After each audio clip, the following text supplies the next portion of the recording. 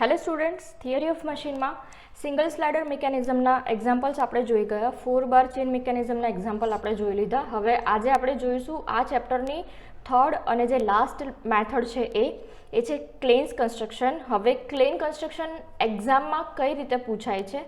તો ક્લેન કન્સ્ટ્રક્શનની થિયરી પૂછાઈ શકે અથવા તો એનો એક્ઝામ્પલ પૂછાઈ શકે. હવે એક્ઝામ્પલ તમને કઈ રીતે પૂછાશે? તો જે સિંગલ સ્લાઇડર મિકેનિઝમ છે એનો જે રિલેટિવ મેથડનો જે બી એક્ઝામ્પલનો ડેટા આપેલો હશે એ જ ડેટાને ક્લેન કન્સ્ટ્રક્શનથી ઓરમાં તમને કહેશે કે ઓરમાં ક્વેશ્ચન 2A અથવા તો 2Bમાં ઓરમાં આપેલો હશે કે solve above example using clean construction. હવે આજે આપણે સૌથી પહેલાં તો ક્લેન કન્સ્ટ્રક્શન સમજીશું કે ક્લેન કન્સ્ટ્રક્શનમાં એક્ઝામ્પલ જે છે એ કઈ રીતે સોલ્વ થાય છે. અને સપોઝ તમારે થિયરી પૂછાય કે એક્ઝામમાં એવું પૂછાઈ શકે રાઇટ ડાઉન ક્લેન્સ કન્સ્ટ્રક્શન, તો ક્લેન કન્સ્ટ્રક્શન તમારે કઈ રીતે લખવાનું એ હું તમને આજના લેક્ચરમાં શીખવાડીશ. ઓકે, તો એમાં સૌથી પહેલાં તો ક્લેન કન્સ્ટ્રક્શનમાં જે બી સિંગલ સ્લાઇડરનો એક્ઝામ્પલ છે, જે બી સિંગલ સ્લાઇડર મિકેનિઝમ આવે છે એ જ મિકેનિઝમના એક્ઝામ્પલને તમારે ક્લેન કન્સ્ટ્રક્શનથી ડ્રો કરવાનું. એટલે સૌથી પહેલું સ્ટેપ આપણું જે છે ડ્રો સ્પેસ ડાયાગ્રામ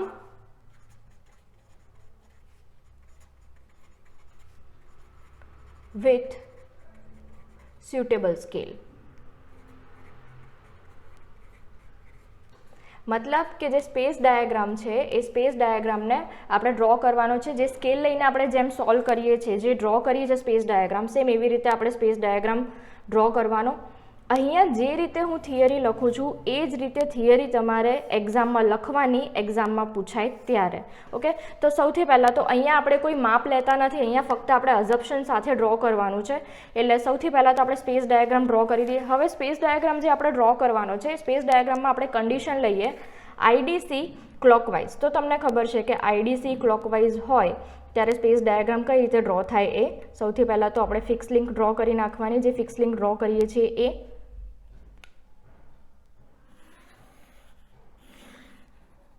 એના પછી ક્રેન્ક. અહીંયા ધ્યાન રાખજો કે મેં અહીંયા કોઈ માપ લીધું નથી, વિધાઉટ માપ મેં ડ્રો કર્યું છે.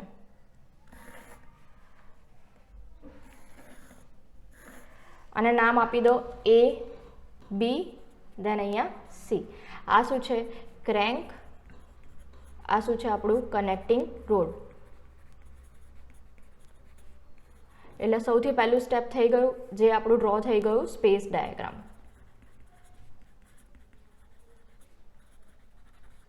ઓકે, હવે શું કરવાનું છે નેક્સ્ટ સ્ટેપ? તો નેક્સ્ટ સ્ટેપમાં આપણે જે કરતા હતા એ જ find angular velocity. Find angular velocity of crank AB, જેની ફોર્મ્યુલા હતી omega AB is equal two 2πn/60 radian પર સેકન્ડ. નેક્સ્ટ સ્ટેપ છે જે ક્રેન્ક AB છે એનો કોણીય વેગ શોધો.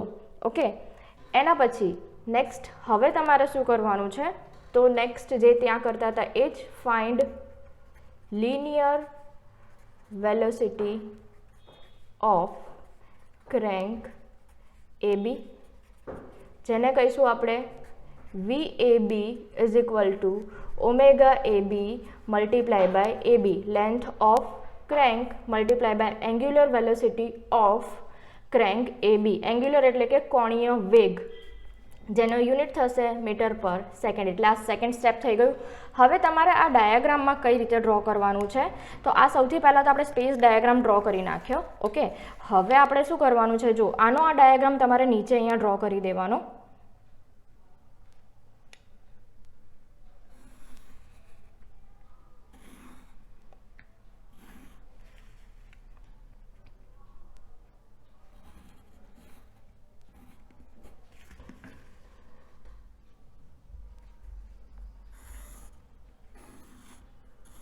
અહીં આને આપી દો A, B, C, સી. હવે આપણે આજે આપણો સ્પેસ ડાયાગ્રામ છે એ સ્પેસ ડાયાગ્રામમાં આપણે ડ્રો કરવાનો છે વેલોસિટી ડાયાગ્રામ.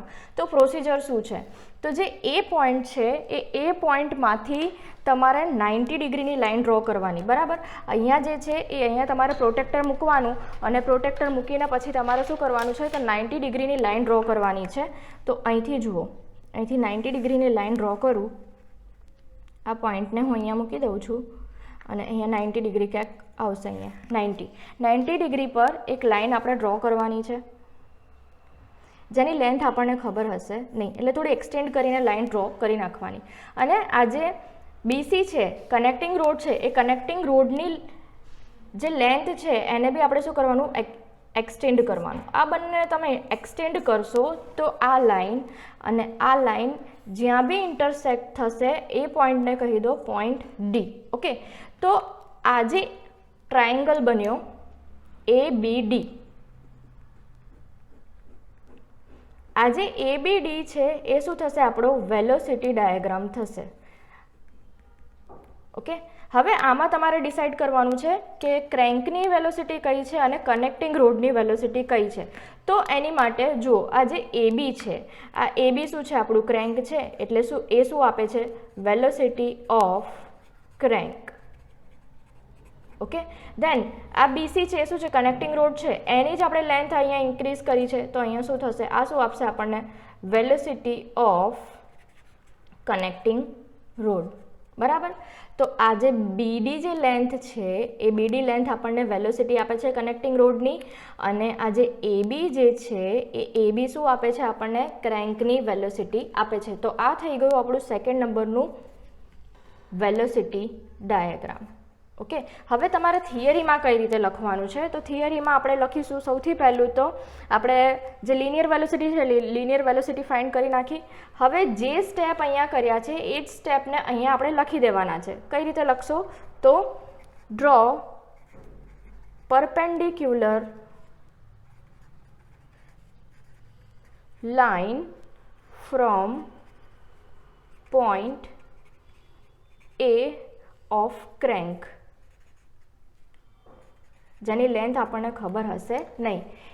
જે A છે એ Aમાંથી પરપેન્ડિક્યુલર લાઇન ડ્રો કરી એપ્રોક્સ લેન્થની. ઓકે, ધેન શું કરવાનું છે, આપણે શું કર્યું છે, આ જે BC છે એ BCને એક્સટેન્ડ કર્યું. તો extend line of BC. Okay, connecting રોડની જે લેન્થ છે એ લેન્થને આપણે શું કરવાનું છે એક્સટેન્ડ કરવાનું છે. ક્યાં સુધી તમારે ડ્રો કરવાનું? અપ ટુ લાઇન, જે પરપેન્ડિક્યુલર લાઇન છે એ પરપેન્ડિક્યુલર લાઇન સુધી, up to perpendicular line of point A. Okay, point A માંથી પરપેન્ડિક્યુલર લાઇન ડ્રો કરો, બરાબર. BCની લાઇનને આપણે શું કરવાનું છે એક્સટેન્ડ કરવાનું. ક્યાં સુધી? પોઈન્ટ Aના પરપેન્ડિક્યુલર લાઇન સુધી. બંને જે ઇન્ટરસેક્ટ થાય એ બંનેને શું આપવાનું છે આપણે point D. Mention point D as intersecting point. Okay, એમાં આ થઈ ગયું. તો જે ટ્રાયેંગલ ABD છે એ શું આપે છે આપણને વેલોસિટી ડાયાગ્રામ આપે છે, અને એમાં બી જે AB છે એ AB શું આપે છે તમને velocity of crank. Okay, and BD જે છે એ BD શું આપે છે તમને વેલોસિટી ઓફ કનેક્ટિંગ રોડ. હવે શું કરવાનું છે? તો હવે આપણે ડ્રો કરવાનો છે એક્સેલરેશન ડાયાગ્રામ. હવે એક્સેલરેશન ડાયાગ્રામ આમાં કઈ રીતે ડ્રો થાય? તો સૌથી પહેલાં તો 3 સ્ટેપમાં તમારે ક્લેન કન્સ્ટ્રક્શન એક્ઝામમાં બતાવવું પડશે. ઓકે, કેમ કે 3 to 4 માર્ક્સમાં પૂછાય છે એટલા માટે. હવે સૌથી પહેલાં તો આપણે શું કરીશું, જે આટલો આ જે વેલોસિટી ડાયાગ્રામ સાથેનો જે ડાયાગ્રામ છે એ નીચે તમારે એઝ ઇટ ઇઝ ડ્રો કરી નાખવાનો.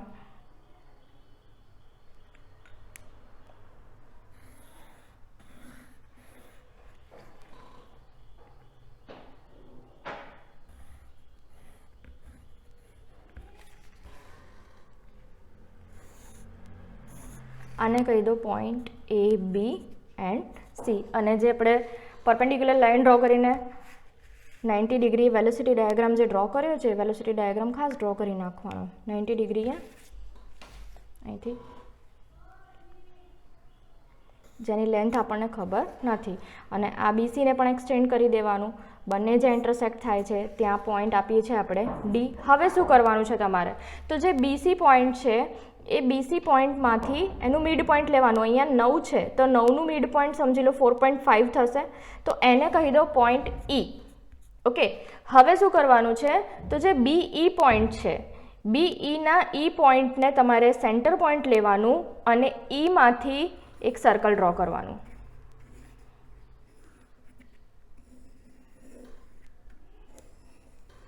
અગેન બીસી જે છે બીસીનું જે માપ હોય એનું મિડ પોઈન્ટ લેવાનું. ઓકે, ત્યાં મિડ પોઈન્ટ તમારે મેન્શન કરી દેવાનું. પછી બીઈ જેટલી રેડિયસ લેવાની અને ત્યાંથી એક સર્કલ ડ્રો કરવાનું. સેમ વસ્તુ આજે બીડી છે, બરાબર, બીડી જેટલી રેડિયસ લેવાની, બી પોઈન્ટને સેન્ટર પોઈન્ટ લેવાનું અને ત્યાંથી સર્કલ ડ્રો કરવાનું.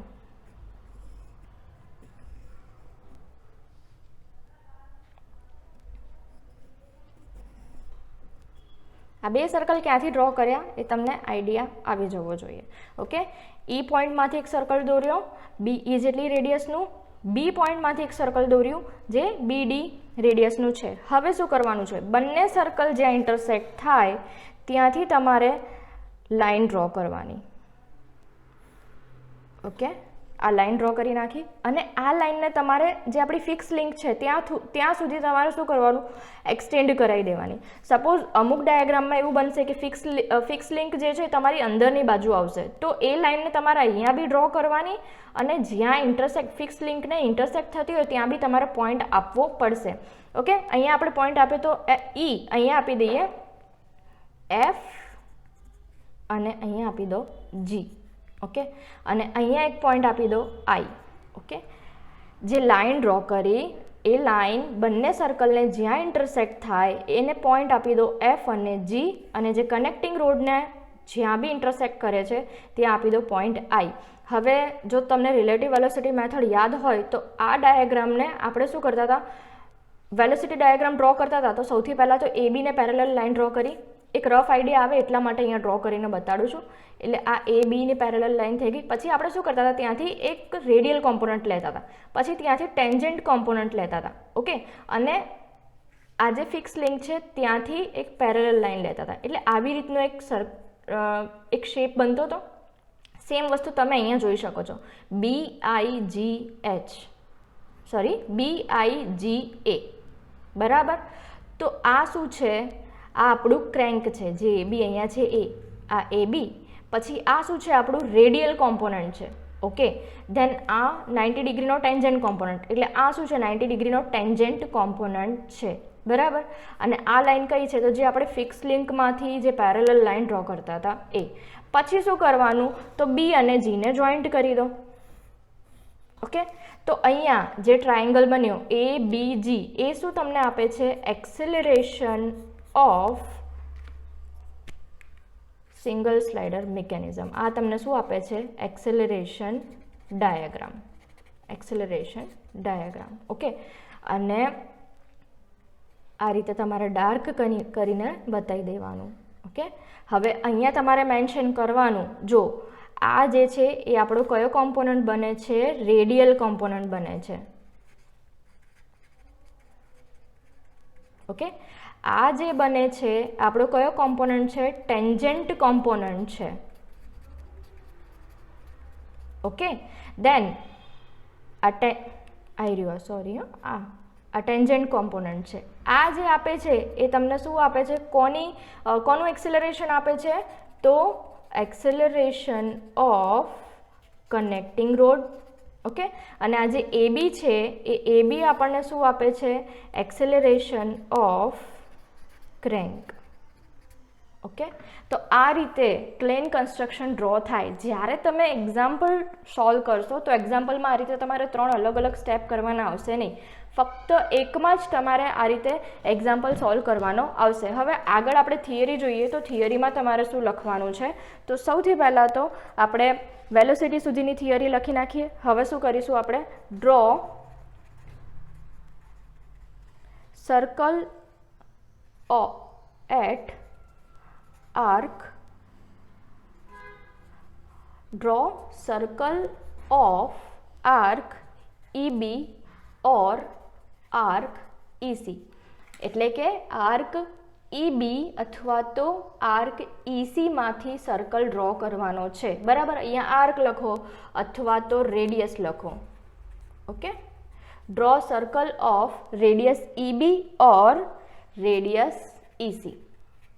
ઓકે, એના પછી તમારે શું કરવાનું છે, ડ્રો બીજું જે આપણે સર્કલ લેતા હતા એ જ કે બીને સેન્ટર ગણીને BD રેડિયસનું સર્કલ ડ્રો કરતા હતા. Draw another circle from point B of radius BD. Okay, point B માંથી BD રેડિયસનું બીજું સર્કલ ડ્રો કરવાનું છે. ઓકે, હવે બંને સર્કલ જ્યાં બી ઇન્ટરસેક્ટ થાય છે એને આપણે પોઈન્ટ આપીએ છીએ point F and G. Draw line from intersecting point of both circle. જે બી બંને સર્કલ જે ઇન્ટરસેક્ટ થાય છે ત્યાં આપણે લાઇન ડ્રો કરીએ છીએ અને એમને નામ આપીએ છીએ. Named them as point E and G. તેમને આપણે E અને G તરીકે નામ આપ્યું. ઓકે, હવે એક્સેલરેશન ડાયાગ્રામ આપણું શું થાય છે, તો એક્સેલરેશન ડાયાગ્રામ આ જે છે આપણું આ શેપ ABG